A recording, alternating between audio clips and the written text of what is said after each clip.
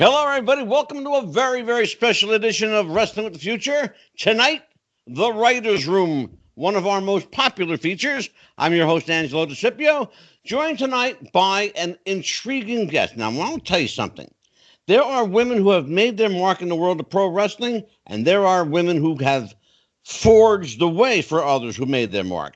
Tonight, we have a trailblazer, Jeannine Mjoseth. I hope to God I'm saying that name right. No, it's actually Mjoseth. There you go. I knew I was going to get corrected. I imagine that your last name gets massacred from time to time too. Yeah. Oh my God. Absolutely. But you know this lovely young lady better by her alter egos, Lady Maxine, Mad Maxine. We're going to talk about all three of these individuals. This trinity called Jeannine.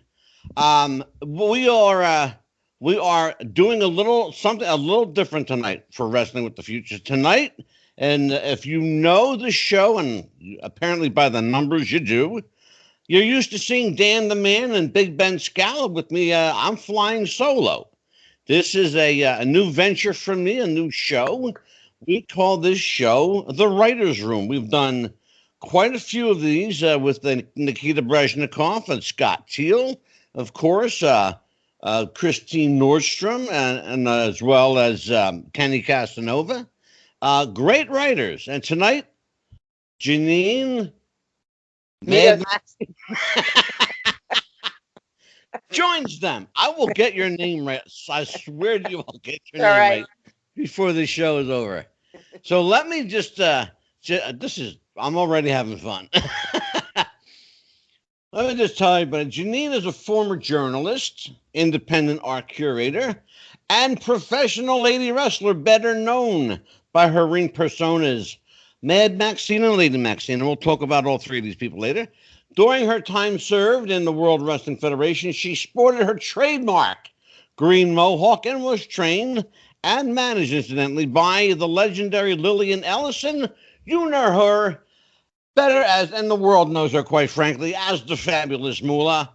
And after retiring from wrestling, she pursued a career in journalism, worked as a science writer for the National Institute of Health, and is particularly the Institute on Aging and the National Human Genome Research Project. We're going to talk about that tonight. I'm really curious how she got into this, and we're going to talk about the book.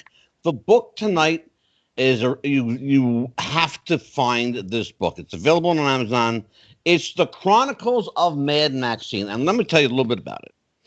It's the story of a one-woman story of training to be a professional lady wrestler at the Fabulous Moolah School in Columbia, South Carolina. The novel is set on a 30-acre farm, of course, in Columbia, where it's a fictionalized account. We're going to talk about that word, fictionalized.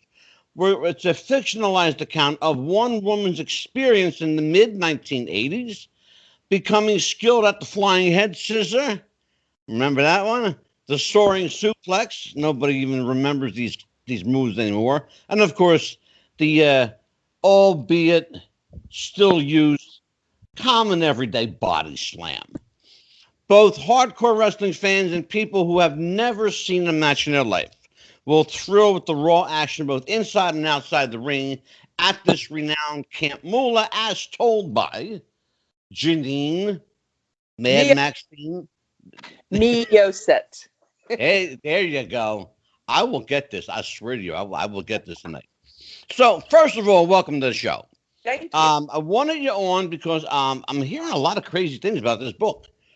It's interesting, Jeannine, and we're going to hit it right out of the box.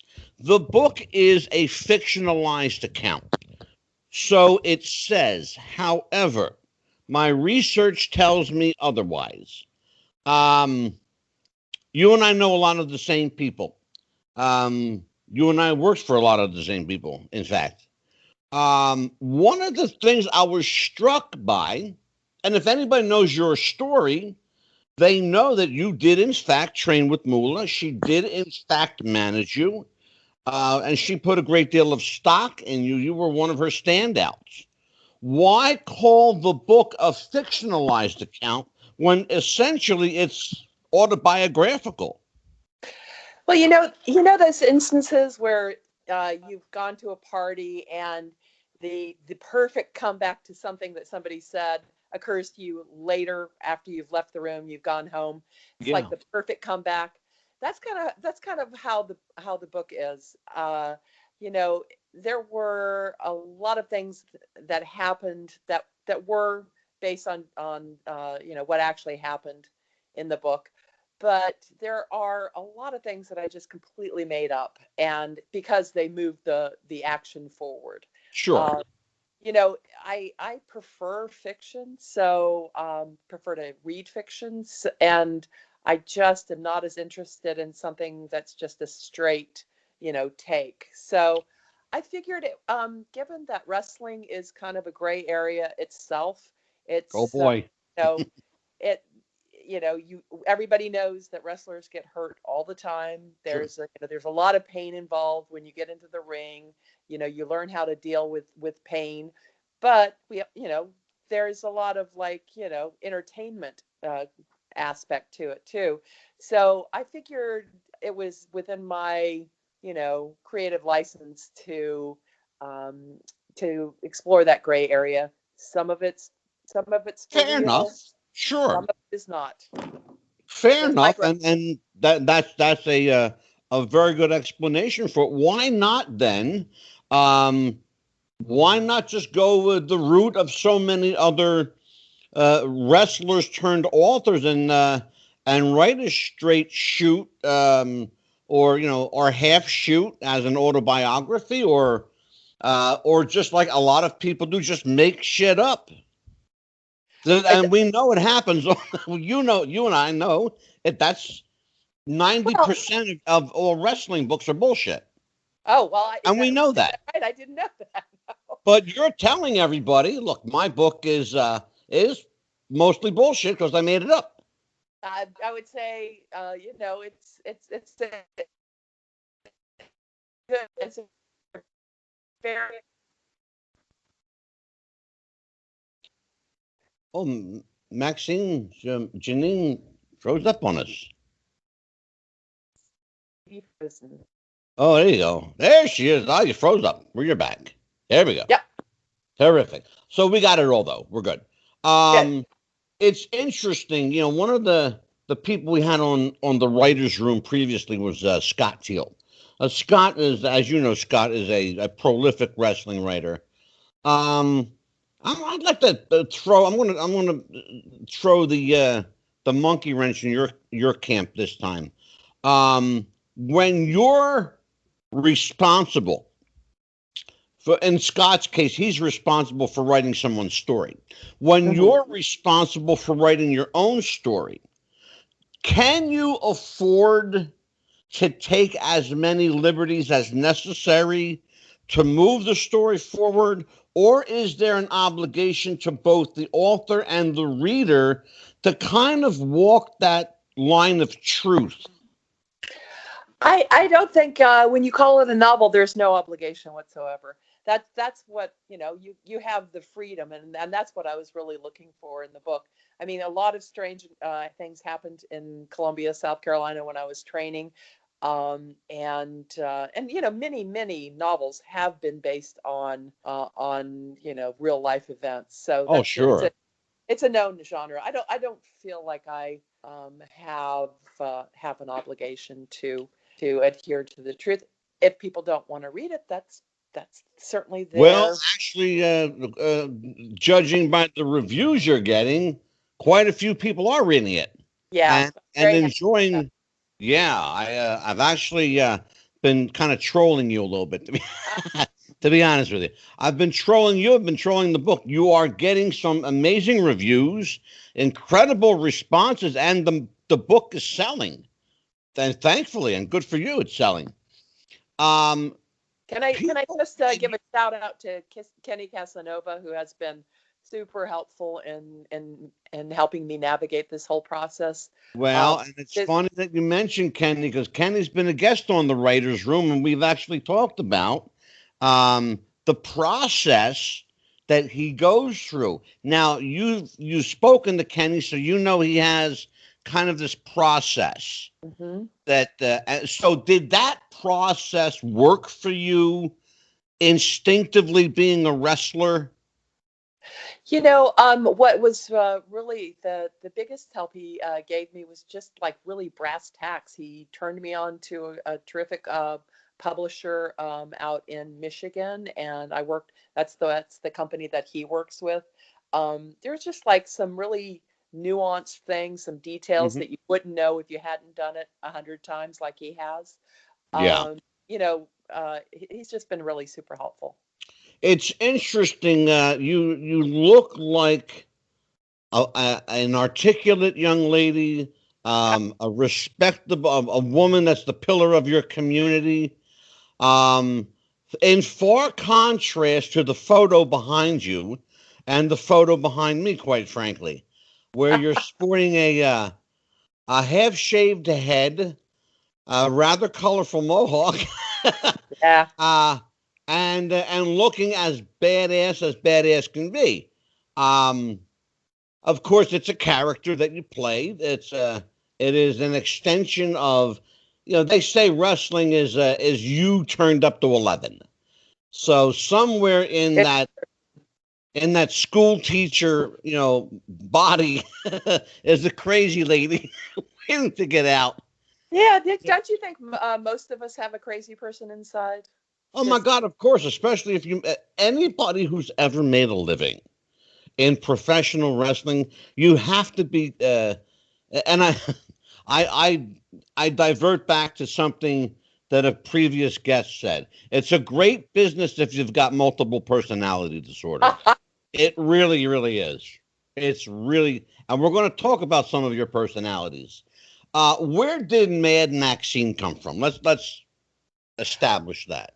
I was dating this really nice guy who was into comics, and he like put them in, those protective cellophane envelopes, and he Mhm. showed me one of this character, part of the X-Men called Storm, and at the Oh, sure. time, she was African American. She had a righteous mohawk, and she had like a biker outfit, and I just thought, wow, that's it. That's what I want. That's what I want.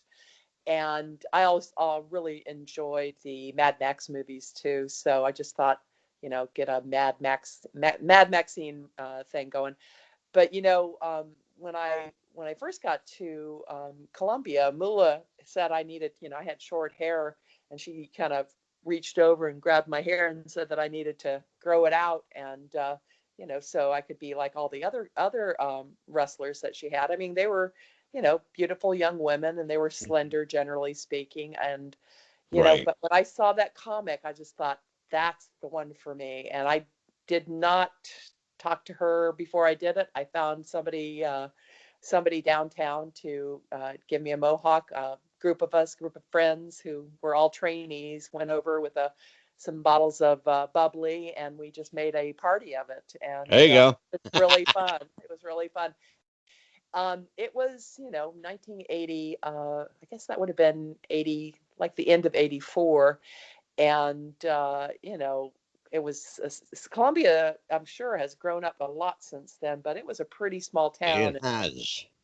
It's And a it's they, a it's a very sprawling town, I will tell you that. yeah, Well, really, you've been there. yeah, Let's talk about Moolah, and her reaction to this half-shaved head, sporting this newly created mohawk.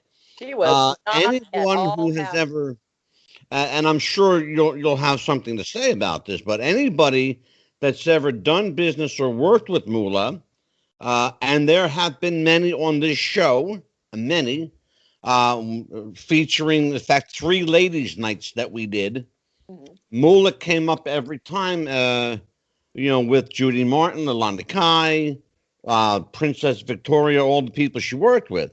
mhm. Not necessarily the nicest lady in the world, depending on whether or not she liked you. Right, And if she liked you, you were in like Flynn. right. And if she didn't, she made your life a living miserable hell. Yep. And I Pretty know accurate. I know your story. I know your personal story. You don't know that I do, but I do. And I know that Moolah put you through the ringer. You know, I just I think that, you know, you nailed it on the head. I mean, she had people who she was really good to, and they are loyal and devoted to her to this day. And there were others who, you know, there was one of the trainees who'd been there for a year. She was kind of a heavy set woman. She Yeah. never was booked. She never booked a match for her. I think if you got on her bad side, it was really hard to get out of that hole. And Yeah. I And think, that's kind of you just kind of went where I was going to go with this. Um, it's just there's no two ways about it. But she was either you know this diamond that everyone loved, or you just hated her. There was no middle. It appeared to me from everyone I talked to, and I talked to a lot of people, Jeannine. hmm Um, you either loved Moolah or you just didn't. I haven't come across too many who loved her, but were loyal to her. Oh, I've had a couple people on the show that just thought she walked on water. Wow. Okay. Yeah. I'll believe you. Oh, well, you could go listen to the show. Yeah, there were people who thought she walked on water, and other people, quite frankly, like Princess Victoria, who knew better. And Um, Wendy Richter too. yeah, Wendy. I had a conversation with Wendy, and that conversation never made air. And we'll discuss. I'll tell you why afterward. But that conversation never made air, and won't. Um, but we have to. You can't broach the subject of women's wrestling and not mention the effect, impact, and legacy that Moolah created not only for herself but for other people. Now, the fact that she lent herself to you as a manager told me that there was something she either saw in you or, more the case, something she could get from you. Right. And that's the truth. And I'm sorry to be blunt about it, but that's just the way it is. So which was the case for you? Was it something she could extract from you, or did she genuinely feel like you had the it factor? You know, we went up together to Poughkeepsie to do TV for WWF, as it was known back then, Sure. and met with Gorilla Monsoon. And I think it was the second time we went up, and he had a contract ready for me to sign, and they were both like kind of breathing down my neck, saying, "Go ahead and sign it." Yeah. And I was like, well, I'm gonna take this home and have somebody look at it, meaning a lawyer. Yeah. And I did that, and was told that it was just a terrible contract with basically Absolutely. nothing for me. And so they were, I don't know what the contracts look like these days, but it was just another matter of Moolah and Vince exploiting talent. And, Absolutely. you know, Well, I you'll felt like, notice, Jeannine, when I did your intro tonight, mhm. and I'm sure it wasn't lost on you, but I said, and I specifically used these words in my intro. During your time served in the World Wrestling Federation, and a lot of people do look at it as serving time. For you, was it serving time or was it time well served? I mean, I think, the people who Donna Christiantello trained were among the very best trained people, women that you could find in the ring. I still think that's true.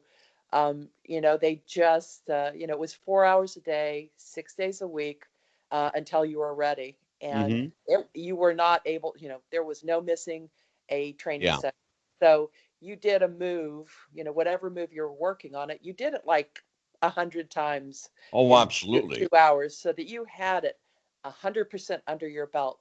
So you cannot fault the training that I and the other women at the camp got. I mean, it was what really kind of happened was when people who'd been trained by Moolah, I mean by Donna actually, would go out and work against or work with other women who had not been properly trained, and that's where the accidents happened. Yeah, It's so I have a lot of empathy always. for the quality of the training that I received. So And and what did your training consist of with working with Moolah in South Carolina? well, Moolah didn't really show up until you were just about, ready for a match. I mean, uh, she worked with you in preparation for your first match, or she worked with me in preparation for my first match, but it was Donna Christiantella who was there every single day, Right. putting you through the paces. And it was the And I'm glad hardest that you thing. mentioned Donna's name because Jeannine, she doesn't get far too often. Moolah gets the credit for the Yeah, training when it's actually Donna, yeah, the late Donna Christianello, who did a lot of the training. And a hmm lot of people don't know that. yeah, And a yeah, lot of people aren't aware that she was largely responsible for 90%, 95% of the women hmm that you saw from 1980 to 1986. right, And people don't realize that. yep. So my question to you was was her downplayed status, and I want to be careful how to say this, was her downplayed status purposeful and deliberate on Moolah's part, or was Donna just more comfortable in the shadows? This was just guesswork on my part, but I suspect that it was the former. I think that she was downplayed because it meant that Moolah probably didn't have to pay her very much. She provided her a place to live, and True. I don't know what else, but I suspect, Donna was a wrestler. She wasn't somebody who wanted to be in the shadows. She wanted to be in the ring, Sure. and so maybe she was had gotten injured in the ring, and this was a better fit for her. But I suspect it was. This is just guesswork on my part, Well, but I I know suspect what it it was. was. I can if you if and I know that you don't know, but I do. What it was that she owed Moolah, and Moolah held it over her head. She What do you held think she she owed owed Moolah? she owed Moolah a lot, What? What did she owe her? Money? largely financial. Yeah, Tell me more. and hmm, Tell me more. I will discuss that with you off air because Okay. I have to be careful with that. All right. But I do know that she owed her some financial, a lot, in fact, and Moolah held it over her head. Okay, so that was the whole racket. Like Moolah would get you in debt to her, and then you would basically have to do whatever she Well, said. so you just So you know what I'm talking about then. yeah, well, I mean, and that's what happened with a lot of the other wrestlers. Yeah, They didn't have, a lot of them didn't have cars, so they couldn't go out and get a part-time job while when they weren't wrestling, which was a lot of the time. Uh, you and know, people think that I make this stuff up, and you're validating exactly what I'm saying. no, I It's mean, absolutely true. yeah. So, I mean, then you're in debt to her, and you basically, you can't say no to whatever she asks you, and that just has, Well, kind of has like to go the over a barrel. yeah, it's the Godfather syndrome. They make an offer you can't refuse. Exactly. You know. Exactly. So let's talk about.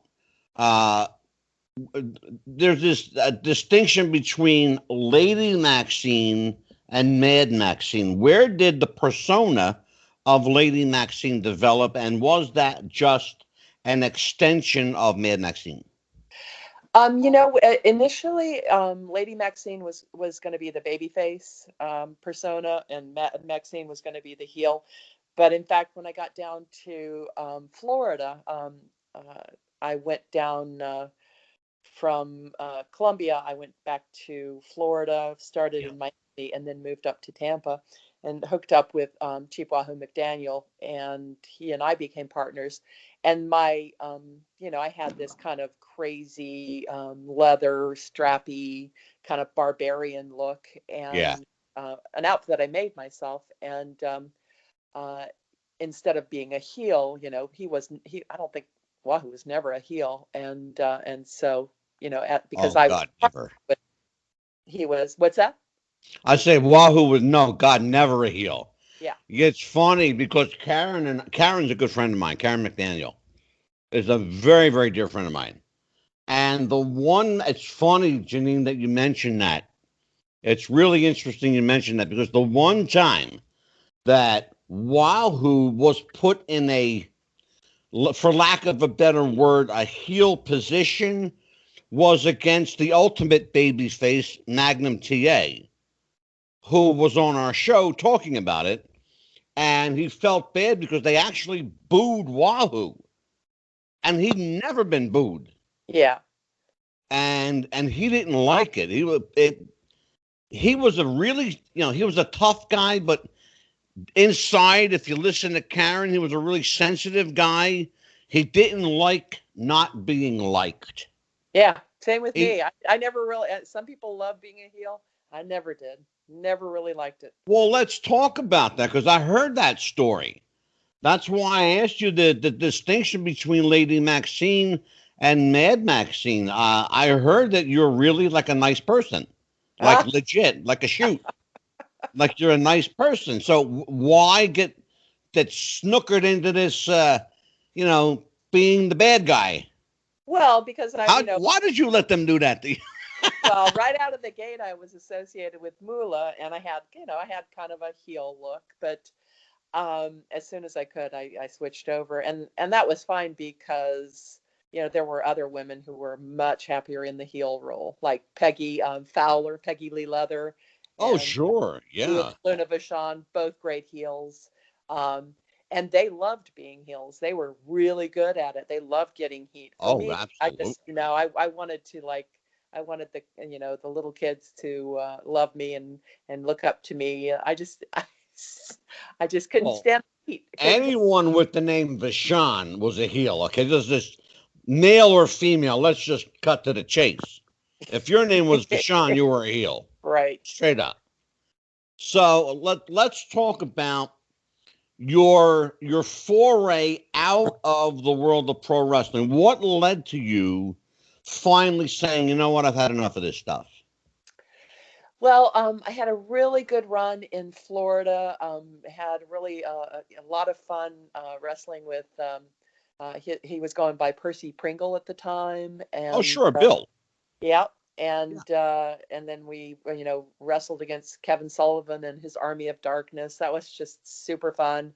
And then went out west and let's see. Oh, I also had a wonderful partner, Coco Samoa, and then I had a Haitian partner, Tyree Pride. So I mean, I was in Florida for most of my career, and Right. then went out west for a while, and it was pretty lonely out there. I didn't, I was not crazy about Jack Victory. He was my partner, and we were, Really? yeah, we Oh, were. Jack's a very dear friend of mine. Is he? We did not get along for whatever Really? reason. Yeah. Oh, he's Uh, such a sweetheart. He really is. okay, I'll take your word for it. He's a one. He's a wonderful. I've known Jack since he was 18 years old. I was there at his Just some first people you don't match. gel with. Some people you just don't gel with. He and I Look, did not. well, look, that's the wrestling business. That's the Yeah, truth. And you're absolutely right. There's some people. It's there's like oil and vinegar. They just don't mix. that's the way it was. So that plus I was it was kind of it was like a set of three kind of horrible things that happened all in a row that just led me to want to get out. The first one is we were wrestling in Houston, and somebody broke into the my dressing room and stole my camera, some costumes, a journal that I was keeping, basically everything that was in the room. So Yeah. that was number one. the next day, I had a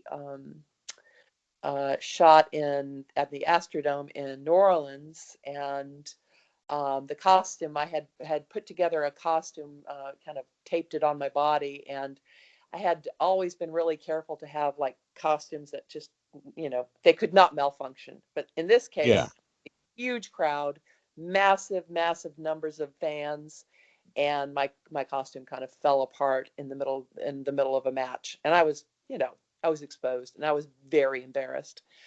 Yeah. Uh, and then Dark Journey, who is now a friend, and we are totally at peace.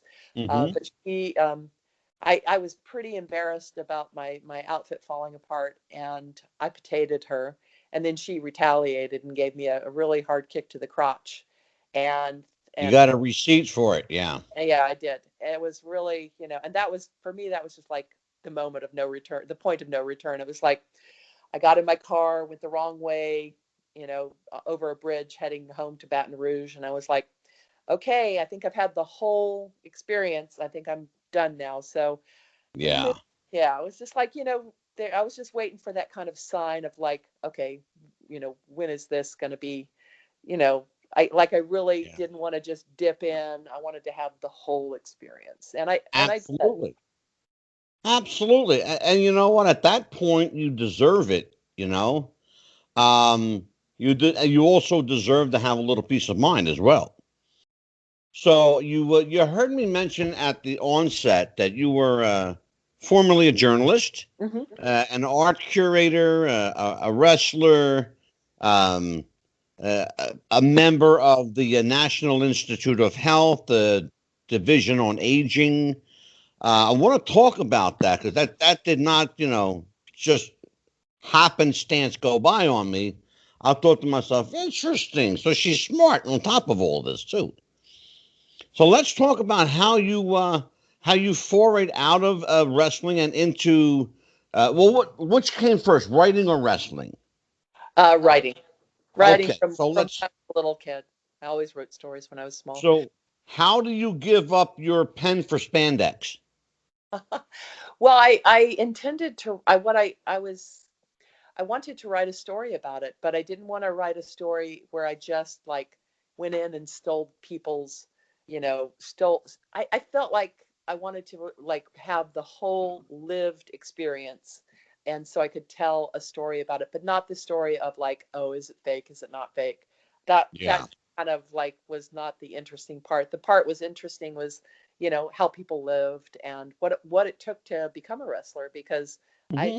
think people understand how very hard wrestlers, what they have to go through to, get in the ring and entertain people. It's just, Well, I let's think, expound on that a little bit, Janine. You know, I'm sure you follow some of the product today, and you see these young men and women with downside contracts, downside guarantees of 75,000, 80 grand. really, I Uh, didn't know that. yeah, oh, Wow. yeah, a downside to stay home. Okay, 75, 80 grand to sit home. I can't make this stuff up. Wow. I cannot even make this stuff up. You're talking about, people that the in any other job would be thankful just to have a job. These guys are getting 75 grand to sit home, Hmm. but they're not happy with it because they're not on TV. So it just tells me the money is far less important than the exposure. In your case, what was more important, the money or the exposure? Well, the money was not anywhere like what you're talking about. I mean, my best days were like $100 a match, you know, and that was where even for like the really big matches, like maybe 150, like at the Right. the shot that I had in Orlando with Percy Pringle, where I body slammed him, which was not easy, let me tell you. Yeah, I'm sure. But But you've so yeah, got it was you not. It you've was got a little something going for you though. You because you were associated with Moolah, and I'm assuming by virtue of that, Vince McMahon likes you and worked you a lot. So No, I you're only had getting 2 matches with WWF, so I did not have a long run with them. okay. So you go to Florida. You're working for Eddie Graham down there, or who are you working for? Mike had taken over at that point. Okay, Mike. Okay. Oh, Eddie had passed by this point. I believe so, yeah. Okay, so Eddie Graham passed away, and you're working for Mike. So, But what are really, you doing down there? Wahoo was really in charge, is what it looked like to me. Okay. Okay. You know, he came with all So the you're stories, the kind of, who was yeah. going to go against who. The So really fun stuff. you're foraying into Florida then upon leaving the WWF to go to Florida, you leave for whatever reason, you leave writing to foray into wrestling. You leave wrestling to go back into writing, perhaps, or Yeah. Okay. I kept my hand in writing. While I was training, I took a freelance assignment for the Black News and covered a KKK rally and wrote about that. Took photos and wrote a couple of articles for the newspaper. And then they actually ended up hiring me as the managing editor of their group of 6 newspapers. Mm-hmm. And then from that was, it was just a way to keep active. And from there, after I got out of wrestling, I moved to Boston and worked for another Black newspaper, the Bay State Banner, which was the nation's oldest Black newspaper. And and eventually moved back to Washington, D.C., where my sister lived, and kind of started doing more journalism up there. It's interesting you mentioned Boston. Just 2 nights ago, we had actress and author Christine Nordstrom on the show. I heard part of that. She was really good. Yeah, she's a really fascinating lady. Fascinating. So you spent a little time in Boston. Did you live there? I did. I lasted less than a year. I do not like the cold, and it's just the cold and the lack of sun and the drivers. And I mean, I enjoyed my job, but it was just too intense environment. They say if you're from the Sunshine Belt, from the Sun Belt, that your blood isn't used to it. North of the Mason-Dixon line, you're not going to survive. No, I really much prefer living in Florida. So let's talk. I'm fascinating here.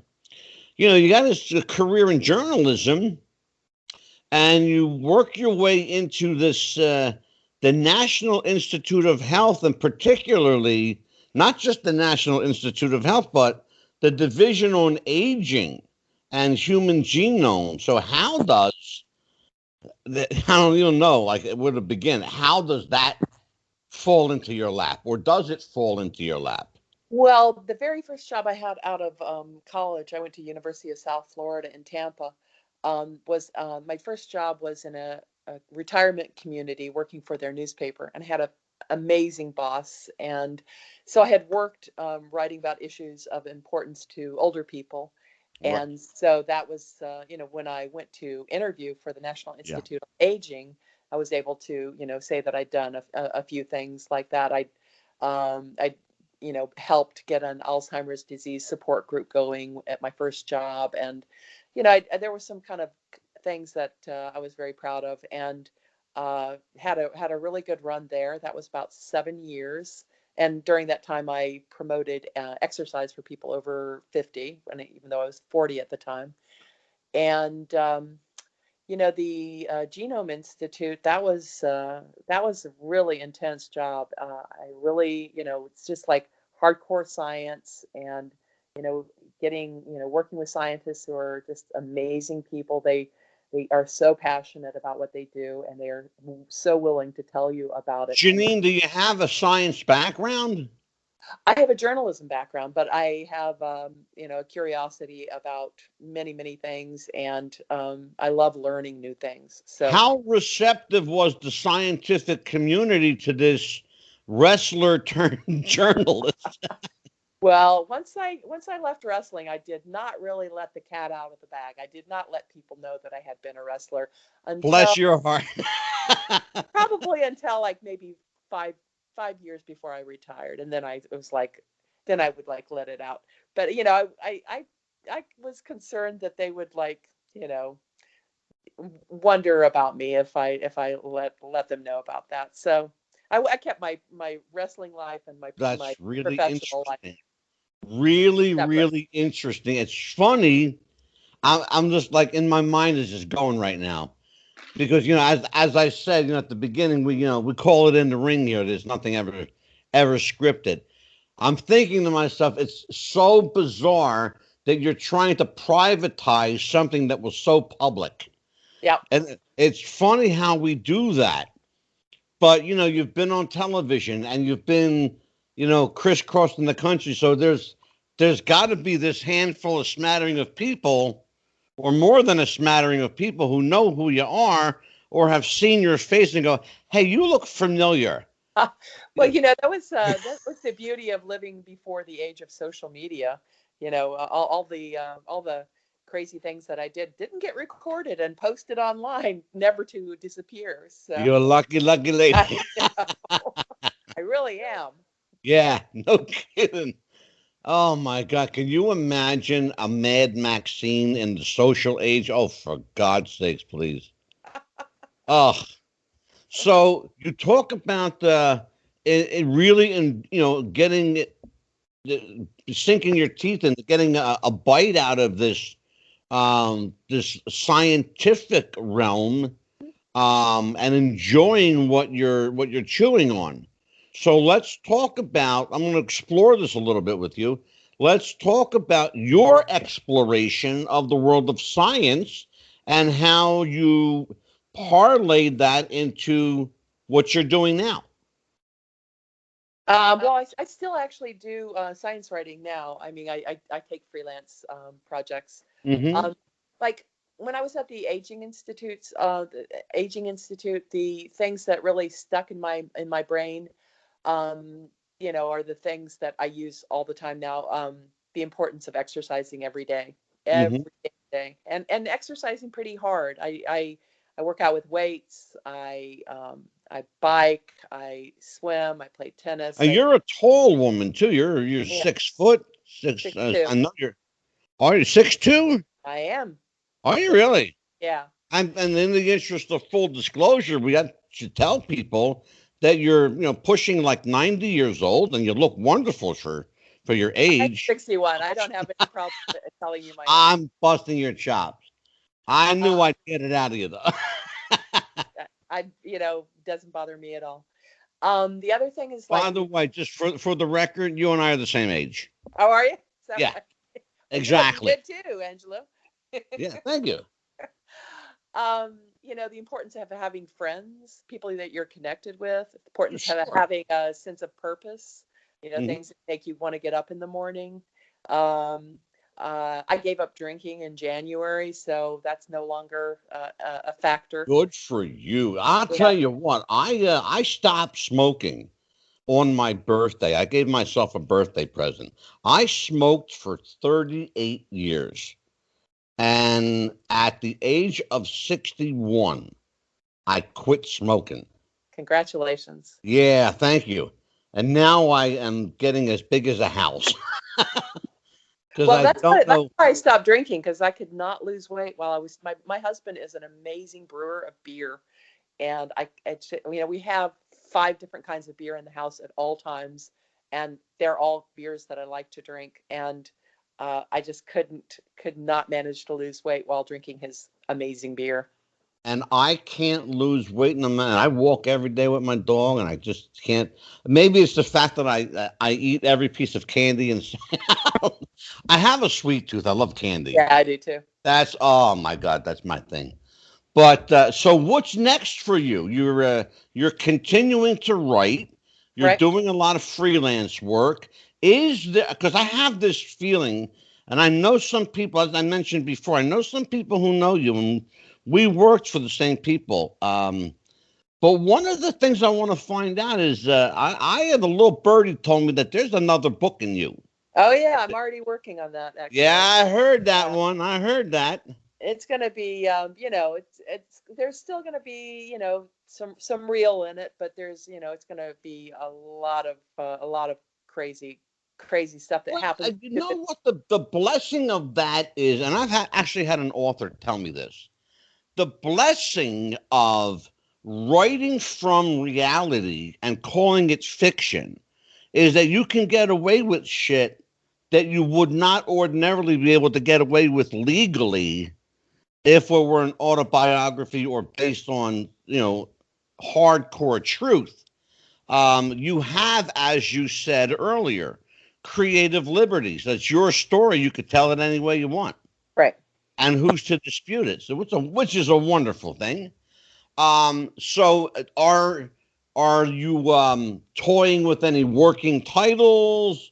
We don't Is have a there? title for it yet, but the group of lady wrestlers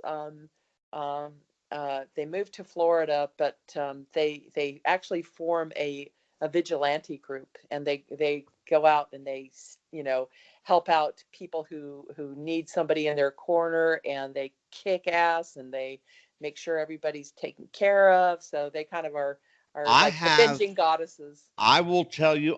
I have a title for you. Okay, lay it I on me. will tell you off air. Ah, I will tell you off air. I have it. It hit oh, me come on, like go ahead and tell it right now.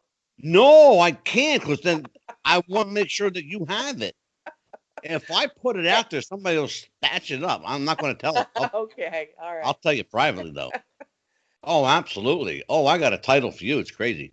Yeah, titles Um. are really hard to come up with. Let me tell you. Oh, look, I'm like a marketing genius. I'm like boom, boom, boom, boom. If you watch this show, you know that. Hey, yeah, I like that backdrop that you did. That's pretty cool. I created that just for you, and I do this for every guest that comes on the show. I like it. I give them their background, so you'll get this after the show. All right, awesome. Yeah. Um. So you have this other book you're working on. We'll talk Right, about that, and moderately because we don't want to give away the baby with the bathwater. right. Um. I'm We also working on a one-woman show based on the book that I hope to that with my husband hope to take to the Edinburgh Fringe Festival, which is like this amazing theatrical experience over in Scotland. Interesting, Yeah. interesting. A friend of mine, I'm sure you know him, Gary Michael Capetta, Mm-hmm. the WWF, WCW, NWA ring announcer, Gary Capetta, did the very same thing with his book. He actually created a one-man show based on his book. I think that's a wonderful idea. Yeah. Yeah. Absolutely. Terrific. And then I started a theater group down here in my community, and as soon as COVID goes away, we'll get started and we'll continue to perform plays, and so it's always very Terrific. busy. Yeah. And where are you? Which state are you living in now? Where? I'm in Florida. Oh, Back in you're in Florida. Florida. Yeah. Okay. I'm going to hook you up with a friend of the show, a very dear friend of mine, filmmaker named Mike Messier. Hmm. And I don't know if you know him. Like he's in Jacksonville. Hmm. Great guy. He has an Avalonia Film Festival. He's also a playwright. He performs in plays and writes plays. Awesome. But he's best known for a film called Disregard the Vampire. Mike Messier is a great guy, and I'm going to hook you up with him. Okay, sounds good. I'm gonna give you his number and all that when we get off the air. Okay. So we are approaching the top of the hour, and this is a 1 hour show. I do have to do a word from our sponsor because they pay the bills around here. Um, you're gonna love this one, so forgive me. Do you have sweaty balls or volleyball netty balls? It's time to make them ready balls. The Manscaped.com Lawnmower 3.0 will do the job and clean your knob with their patented no-nick head so your head will function as desired. Just enter wrestling promo code Wrestling Future for a 20% discount. on your first order, and we will take care of the rest. That's manscaped.com. Wrestling Future is our promo code for a 20% discount. Your balls will thank you, and so will we. Sorry to have to do that to you. That's all right. I was expecting it. There you go. So let us get to Jeannine and tell everybody where they can find the book, where they can find you, how they can hit you up on social media and follow your appearances. Sure. Well, a lot of people, prefer to have the book signed, so people can get a book from me directly via PayPal. Oops, sorry. Let's see. Hold on for a quick sec. Oh, PayPal.